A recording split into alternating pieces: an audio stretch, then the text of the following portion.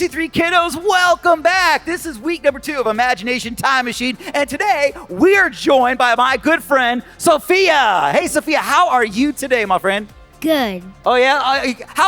Now, you are doing school virtually, right? Yes. How's that going for you? Good. Oh, yeah, do you like that a lot? Maybe. Maybe, I don't know. Okay, it's weird, right? It's not in person. Hey, but you know what? Sophia here is a really awesome person here. She's super smart, as you see. She's got the nerd glasses. We got the lab coat because we're working on our time machine, right? That's right. Now, I've got a question for you, Sophia. If our time machine was ready right now, where would you go back in time to go party? Where would you go? I would go into the 80s. The 80s? Are you serious? All right, hold on. Why would you go to the 80s? So I can be in Full House. Be on the show Full House? Oh, that is a great show. I love that show growing up. Oh, that is awesome. Dude, give it up. Come on, give it up here. Nice job. Hey, you know what? Sophia's an awesome person, and we're both, very smart people, but I put a little challenge. Sophia, are you ready for a little game today? Yes. All right, I've got a game today. Now, unfortunately, the loser has a very bad consequence, and I'll explain a little bit. But but our game today is, it's a cup stacking game. Okay, you have 15 cups, and I have 15 cups, and we're going to make a pyramid. 5, 4, 3, 2, 1, and we're going to see who can make the pyramid the fastest, okay? Between you and me. All right, sound good? Okay, very good. So now when we're doing that, now here's the problem. The loser has to go sit in that blue kitty tub while the winner shoots the loser with a water cannon. Does that sound good? Yeah. Are you game? Yep. Okay, let's go. Now, I am so confident, by the way, that I'm going to win. I do feel bad for you because I'm going to get you very wet. I'm going to make sure to spray this whole little bit of you, okay? I'm going to show you're going to get soaked, okay? Because you're not going to win. I'm going to win, okay? Well, don't look at me like that. You think you're going to win? Yeah. You're confident you're going to win? Yep. You know what? No. You know what? I am so confident that I'm going to win. I feel so bad about how badly I'm going to beat you. I'm going to play with one hand behind my back. Okay?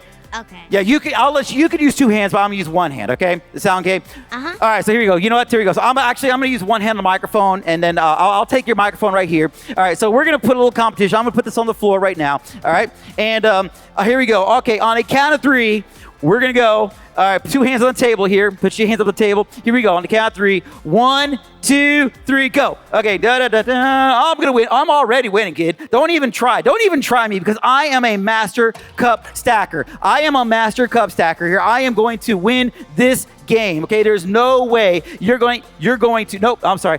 There's no way you're going to win this game. I am going to win this game right here.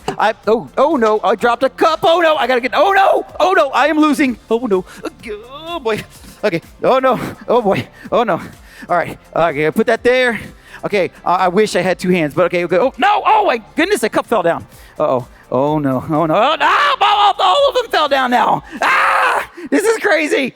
Oh no, okay, I'm starting to get a little stressed out right now. I'm not gonna lie, okay, I'm not gonna lie, but are you winning? Oh, you're winning right now. Oh no, Sophia is winning, but that's okay, because I'm gonna come back. I'm gonna make a triumphant comeback right now. Here it comes, here it comes. No, don't win, no, you are not allowed to win. You are not. No!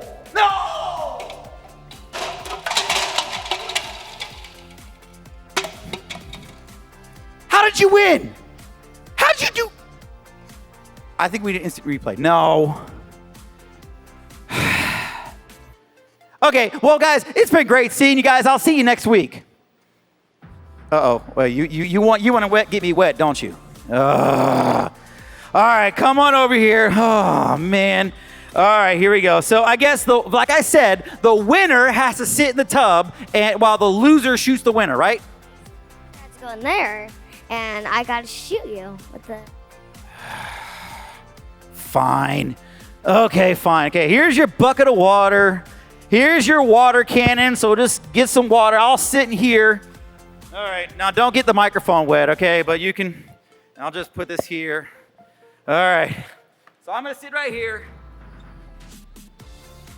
Please have mercy on me. All right, 3, 2, No, one, just one. No, stop. No, stop. That's enough. I quit. Okay. Hey, guys. All right. Hey, I gotta get dried up here. Sophia and I, we gotta clean up a little bit. We'll be right back. But in the meantime, why don't you talk in your family? If you could go party at any time in the year of any part of history, what time would you party at? Sophia said the 80s. What would you do? Talk about it for 1 minute. See you back in a minute.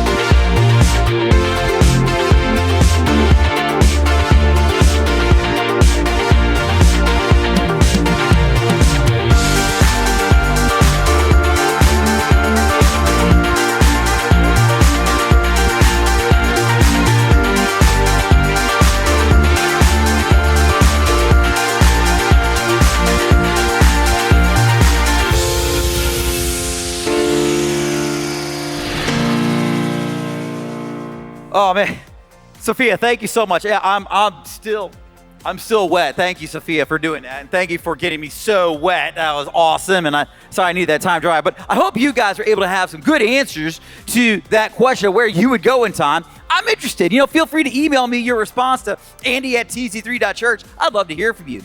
But now we need to get back into our story here. As we get into what we are doing this whole entire school year, we are doing something super special. It's called reading our Bible in a year. That's right. We are reading this Bible in a year. We're taking God's book, God's word, and we are going not out of order, but we are staying in order from the beginning to the end and seeing how God's plan builds in our lives and what God can do to build you up if we just follow what he did and what he says. Well, if you remember in the first month of August, we talked about how they're the first 5 books of the Bible, Genesis, Exodus, Leviticus, Numbers, and Deuteronomy. We talked about those 5 books. But then last week, we began this whole new series called Imagination Time Machine. In Imagination Time Machine, what we're doing is we're trying to put ourselves, we're trying to pretend and imagine what was our life if we were back then. What was life like back then? What did it smell like? What did it sound like? What did we see? What did it feel like to be back then in the Israelites? Of God's people as they're growing and going through some really hard, difficult times. Well, last week in week number 1, we talked about how Rahab had saved the 2 spies. Now stop right there. If you didn't see last week's video, you need to stop right there and go back and review and look at the video and go check it out and read the story about Rahab. But today we're going into a new lesson here, and we're going to stay in the book of Joshua. We're going to be in Joshua chapter 10 today as we hear how God made the sun stand still. Whoa, okay, you really got to put your imagination on for that one. Talking about imaginations, I always imagine, what would it be like for me? I've always wanted to be able to be a juggler. Now, I've always wanted to be able to juggle, but I am not a professional juggler. As you can see, now I got to try here. I've got a couple of beanbags here, and I've always wanted to juggle. I've been jealous of one of my brothers. He's really good at it, and he can juggle like pins, and he can juggle all sorts of things, like 4 or 5 juggling balls at once. For me, it's like, ready? All right, that was a fail. One of the beanbags actually just went right off the stage. What happened? What would happen though? What if I use my imagination? What if I just close my eyes and I pretend? Let me just pretend to be a juggler here. Okay, I've got 3 bean bags in my hand here. I'm ready to close my eyes. I'm gonna imagine. I'm a little bit nervous here. I don't want to drop one. Ready? Oh, this is easy. This is cool. I'm doing it, man. Everybody's applauding me. Oh, I am awesome. Yeah. Oh, I got a better idea. Well, I'm gonna imagine that I actually have. Oh, how about fire sticks? Yeah, I'm gonna okay, here I go. I got these fire sticks. I'm gonna pull these out. Okay, got some fire sticks. Oh, I've never juggled fire before. Here we go. Oh, up in the sky. This is great. This is awesome. Oh, behind the back. Woo. Oh, yeah. Under the legs. Woo. Oh, yeah. Oh, I'm juggling fire sticks and cut them out. Yeah, cut them out. Hey, using your imagination is fun. So what we're going to do, guys, is we're going to use our imagination and go back in time. If you remember last week, we talked about how the Israelites were going to go and attack the city of Jericho because they've been walking through the desert for 40 years without a home, no place to call their own. But God gave them the city of Jericho, and they went in. The Israelites were able to go in. They were able to attack, and they had victory over the city of Jericho. And for the first time in 40 years, they had a place. All right, now close your eyes, and let's imagine that you were an Israelite back then. After 40 years of walking through the desert, you finally look around. Look at the nice city walls that you have. Oh, it's beautiful. And for the first time, people are making like cakes. You actually have an oven over here, and you're making a cake, and you smell the cakes for the first time that you're making. And then there's a parade going on, and people are celebrating, and you can hear people stomping and clapping and singing. Yeah. Imagine that. For the first time, you actually have a place to call home. Pretty awesome. But the party, unfortunately, has to stop there for a little bit. You see, there's a leader in the Israelites. His name is Joshua. He's leading the Israelite army, the people, the nation. And he's leading this group. And unfortunately, the party has got to stop for a little bit. Because not long after this, the 5 kings of the Amorites. That's right. The Amorites, if you know who they are, they're pretty bad dudes. These guys are pretty wicked evil. They're pretty twisted. They go out there searching for power. They don't worship God. They do worship other things. And they're just horrible people. And they go out there and they try to go out there and find a way to attack the city called Gibeon. Gibeon's not a real big city, but Gibeon has sort of made friends with the Israelites. They had made friends with the Israelites, and when they made friends, it was really, really good for the Gibeon nation. But the Amorites go and attack the city of Gibeon. Now the king of the Gibeonites runs over. Hey, Joshua, help us. You got to help us, buddy. The 5 kings of the Amorites, the 5 nations are sending all 5 armies down upon us, and they're going to attack us and take us. Joshua realized, he hears this, and in Joshua chapter 10, that's what we're going to pick up in Joshua chapter 10, verse 7, Joshua marches, he says, he marched up from Galilee with the entire army, including all of his best fighting men. The Lord said to Joshua, do not be afraid of them. I have given them into your hands. Not one of them will be able to withstand you. Can you imagine that? One army of the Israelites versus the 5 armies of the Amorites. Doesn't sound very fair, does it? Doesn't sound good at all. But then the craziest thing happened. You see, they go in, and they begin this fight against the Amorites, and one by one, the Amorites get beat back by the Israelites. The Israelites are able to knock them back, little by little by little, just keep winning these victories. And God wasn't done yet. Because Joshua actually said on the day the Lord gave the Amorites over to Israel, Joshua said to the Lord, O sun, stand still over Gibeon.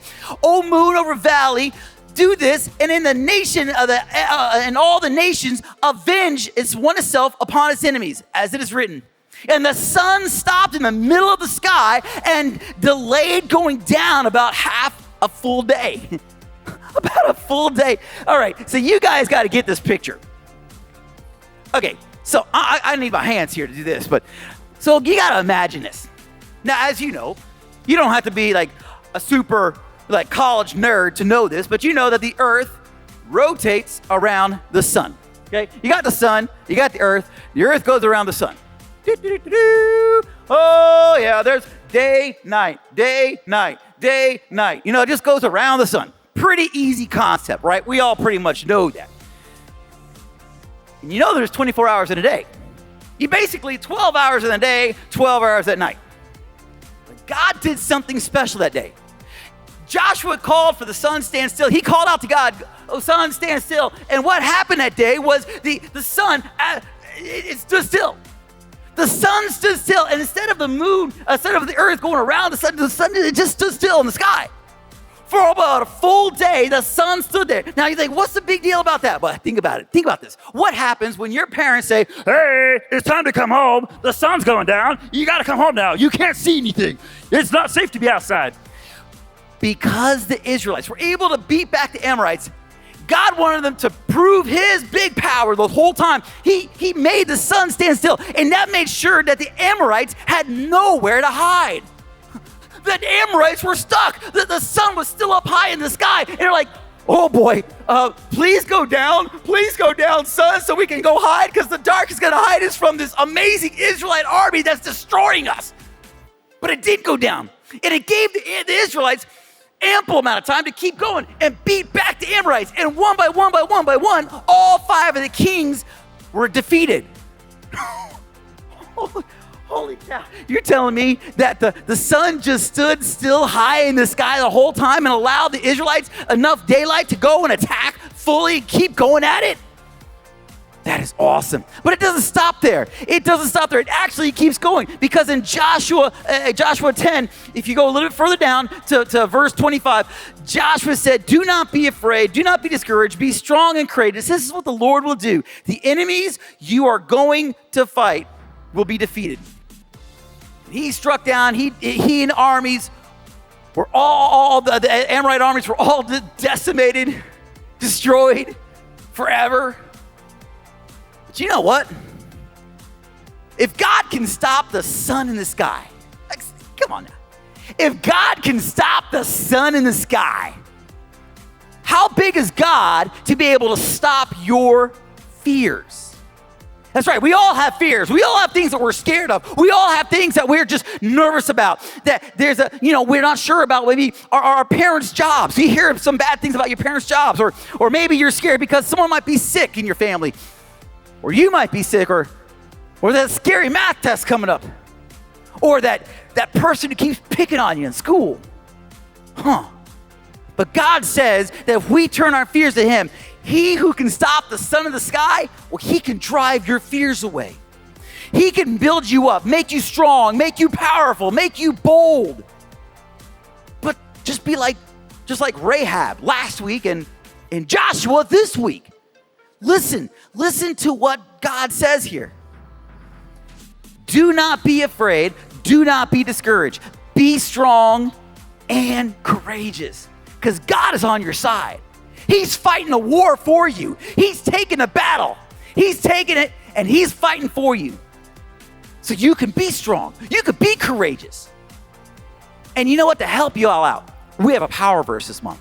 We have a really cool power verse in Psalms 34:4. We're going to put that on the screen for you to read. But I want you to say this. I need you to take a deep breath, and I need you to say this nice and strong and courageous. Are you ready?